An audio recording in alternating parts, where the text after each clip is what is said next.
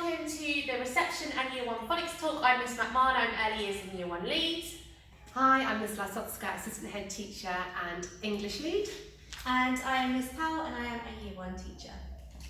So today what we are going to talk about is our scheme that we use at St Andrews and how to teach phonics as well. So what is phonics? So it's linking the letters and sounds that they make together, hearing separate sounds within words, so dog, there's 3 sounds in dog, and putting them together, that's a really important skill there.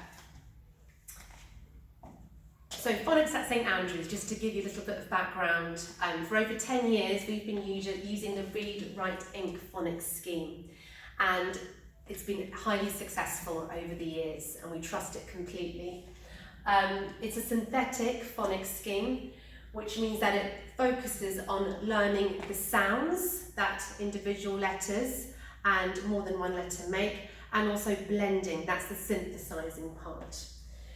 Who's it for? Early years and Year 1, for older children who may need a bit of a catch-up, and children who are new to the English language.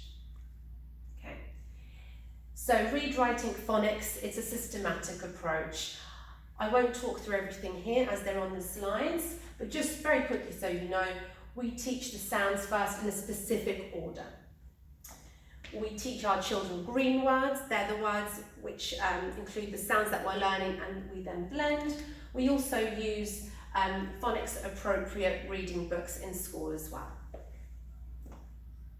Okay. As you know, the English language is very complex indeed, and phonics is the method of teaching reading through identifying sounds and their graphemes. Grapheme is the spelling of the sound.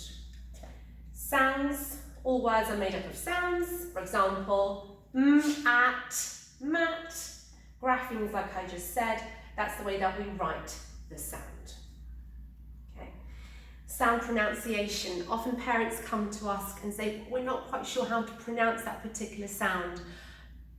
Well, we've answered your question. One of our pupils at St Andrews has been filmed pronouncing the different sounds, all the sets 1, 2 and 3, and that video, to help you and your child as well, can be found on the school website below with information for parents. Please take a look. Okay. Your child might be coming home and using some of the terminology that's used in our phonics lesson.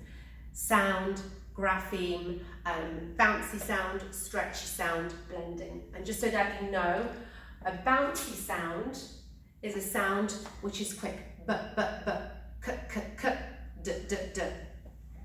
A stretchy sound will be a sound like not to be confused with m.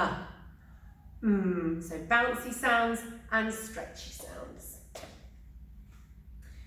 Just for your interest, the English alphabet code, 44 sounds, 150 plus graphemes. That's a lot of ways of writing the different sounds. It's one of the most complex alphabetic codes in the entire world.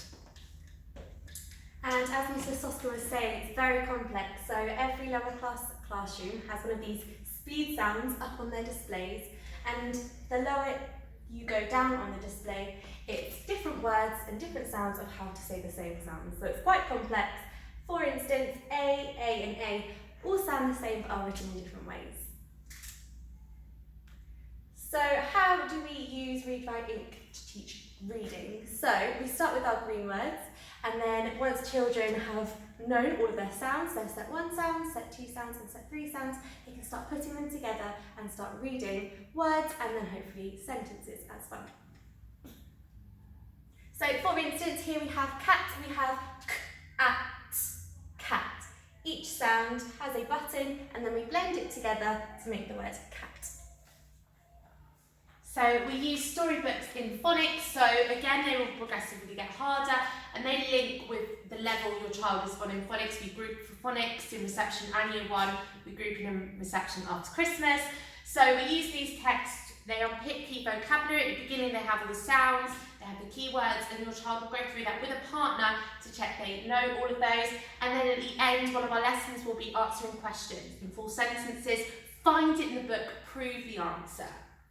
So what should your child be reading at home? So the books we send home, and also storybooks for their enjoyment as well. So we have these books in school, and these are maybe some books you might have at home.